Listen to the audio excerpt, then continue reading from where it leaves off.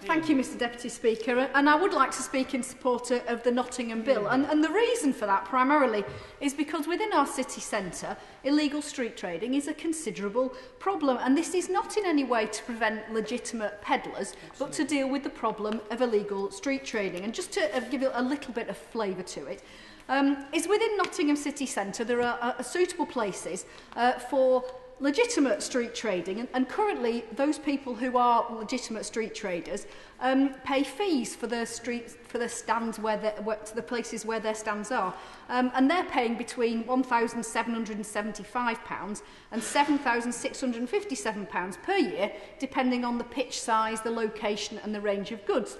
Quite rightly, those people obviously want to make sure that they're not paying those fees and then finding that people who are not legitimate street traders, who've not paid for licences, are then taking over their pitches or that significantly obstructing the streets and taking trade away from themselves and also from the shops in our marvellous retail area.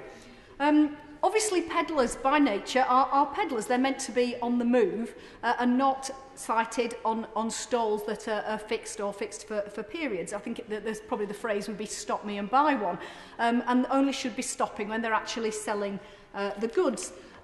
Just to contrast the amount that's paid for street traders, which is in the thousands, the cost of obtaining a peddler certificate is just £12.25. And I think many of the members opposite have already said the importance of encouraging entrepreneurialism, and it's obviously an opportunity for people who are wanting to make some money or to get back into work to... if I could just finish this point, obviously don't want to detract from people's opportunity to get involved in being a peddler and travelling either door to door or travelling around the streets, but giving people opportunity to stop them and trade, but not in a fixed position. Sorry, I'll give way.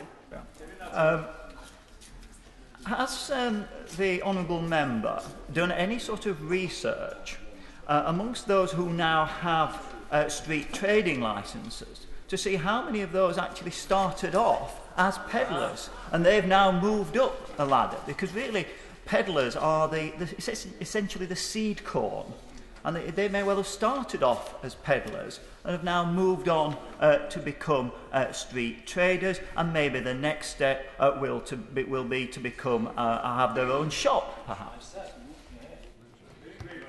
I thank the honourable member for the question, and whilst I could only speak anecdotally that I wouldn't believe that was necessarily the case, judging from the type of people who are involved in the peddling, who quite often are coming from outside, often coming from abroad in order to sell their goods. But clearly it isn't to prevent people from legitimate peddling. It's just making a quite clear distinction between that and illegal street trading.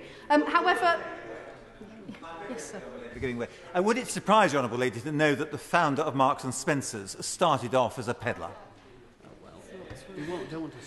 Well, as I've already said, I don't wish to stop peddling, and obviously it's great news to hear that people can go from such humble starts to building up great retail establishments.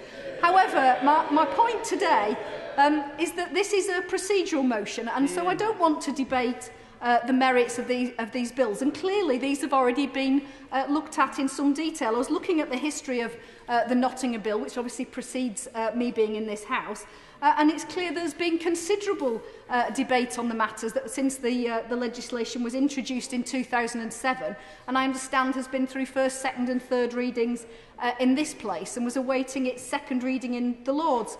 And therefore, I really only wanted to say that as there's been considerable cross-party support for the bills at each stage in the Commons, and also as there's obviously been considerable debate on these matters over the past 2.5 years, that really there is a strong case for these being revived and for them being allowed to complete the parliamentary process. Thank you, Mr Deputy Speaker, and I'm grateful for the Honourable Lady's speech, and she is attracting me towards her point of view. But could she outline what level of support and what organisations in the city that support the revival of this bill?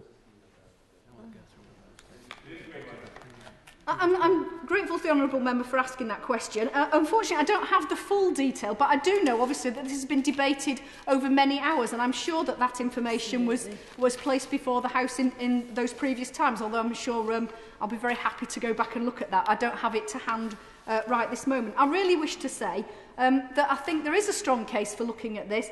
It's clearly been subject to a lot of debate, and surely the revival should be allowed in order for it to complete the parliamentary process, with the opportunity for further debate and consideration in the other place. Hear, hear, hear.